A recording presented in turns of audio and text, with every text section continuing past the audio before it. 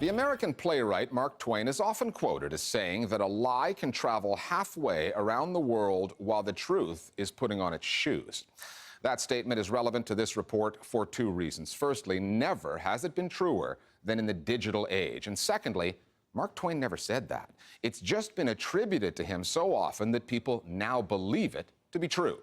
Social media is treated as an established news source, despite being loaded with speculation and misinformation that all too often finds its way into mainstream news coverage. And that happens, for the most part, because news organizations want the traffic. They need readers, viewers, or listeners to survive. However, a recent study concluded that when journalists relying on social media as a source get it wrong, misleading news consumers, seldom do they or their news outlets go back and correct the record. The Listening Post's Nick Muirhead now on the rumor mill that is the World Wide Web, how it can be journalistically endorsed, and the adverse effect that that can have on our understanding of news stories.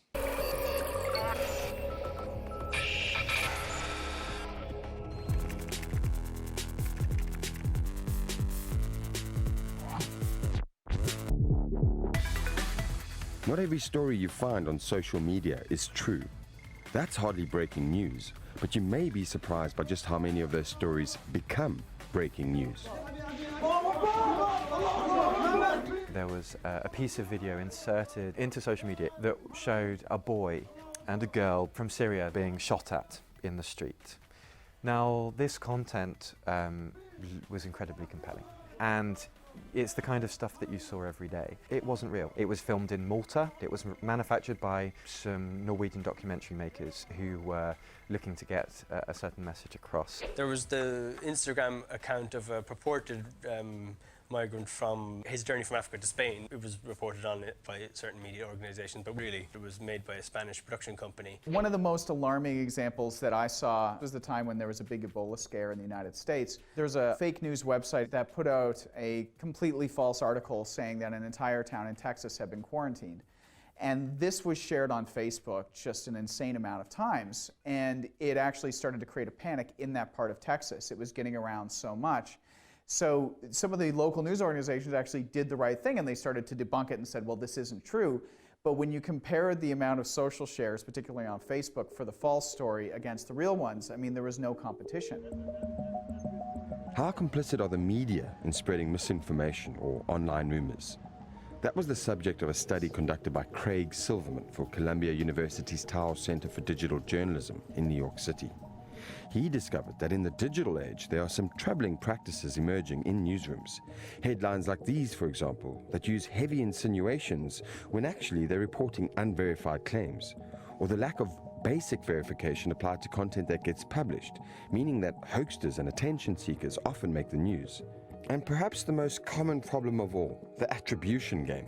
Hedging language that allows journalists to say just about anything, so long as they preface it with reportedly, apparently, allegedly, and according to. It really kind of took just one news organization to touch a rumor, to start talking about it. And then once they had done that, that sort of gave everybody else license to say, oh, well, you know, they covered it, so now we can just point to them.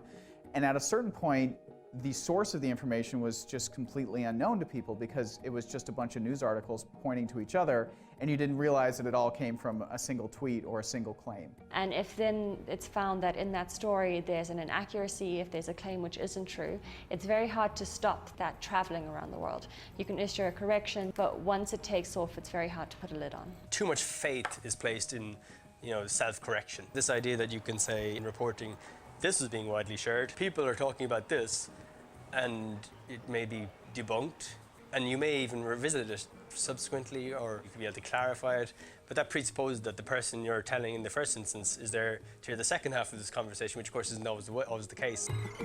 Like it or not, viral content has become newsworthy. If a story is trending, even an unsubstantiated one, journalists will more than likely report on it. But with the constant deluge of real-time information on social media, the demands of 24-hour news, and the need to beat the competition, news organizations don't always have the time, resources, or the inclination to do the necessary diligence, which is where organizations like Storyful, based here in Dublin, come in. It partners up with media companies to aggregate news from social networks and verify it. Breaking news out of Charleston, South Carolina. Bring it to you as soon as we get any more details. We are still waiting to hear more. Case in point, June 17th this year, and a shooting in a church in Charleston, USA. Information was limited, but journalists knew that the gunman was still at large, and so began the scramble to be the first to identify him. That's where Storyful comes in. We have numerous kind of alert systems we use. Whenever something like that happens, we set up, geolocated searches across all social media platforms. We follow or make lists based on people in the area who we think might be sources of information and so on. And because we compiled all this kind of infrastructure instantly in reaction to this one particular story, we found that one of the local police departments put out on their Facebook page a be on the lookout for someone called Dylan Roof. While Storyful's primary function is to provide the media with verified information garnered from social media, you also have companies like Africa Check, headquartered in Johannesburg, South Africa. It monitors the global media's coverage of the continent to debunk inaccurate news stories. Like earlier this year when the militant group Boko Haram attacked Baga, a small village in northeastern Nigeria. This image started circulating on social media, claiming to show the aftermath of the violence. It got picked up by a number of online news outlets. Burnt bodies are hard to identify in person, let alone digitally. But an Africa Check reader flagged the image, and the organization's researchers went to work. Tracking the source of the image was a little bit tricky. The first thing which we did was we took the image and we uploaded it to Google image search. And why that's quite useful is it sort of is a reverse search. Instead of typing in the search term that you want and looking for the image, you put the image in and it shows you similar images from across the web. And what popped up was hundreds and hundreds of examples of this image, but for so many different cases or illustrations. It had been used to supposedly show a massacre of Muslims by Christians. It had been used to supposedly show a massacre of Muslims by Buddhist monks. It was just littered across the web. We finally were able to track it back to its source.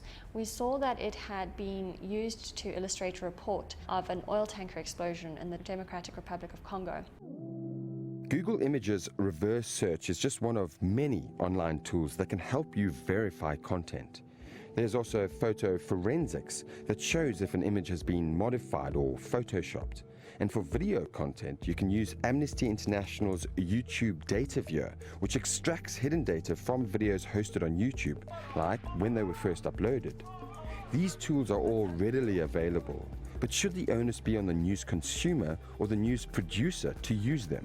The concept of news consumers going to a website to check the veracity of content broadcast by news organizations or published by news organizations seems a little odd to me. It seems to me that they should be able to trust the news organizations, that they are seeing this content in the first place. A lot of newsrooms, unfortunately, aren't giving that training yet, and so there might be some people in a newsroom who know about reverse image search and who know some other basic verification techniques, but a lot of journalists, if they're seeing it used by one news organization, assume that it's been vetted and then they'll pick it up. So it just takes one, and then you can sort of get this swarm that happens.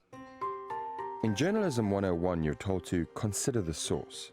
But some journalists may need reminding that first you need to locate the source, the original source, and then consider it. Because to paraphrase what Mark Twain reportedly said, a lie can travel halfway around the world and all the way around the World Wide Web, while the truth is putting on its shoes.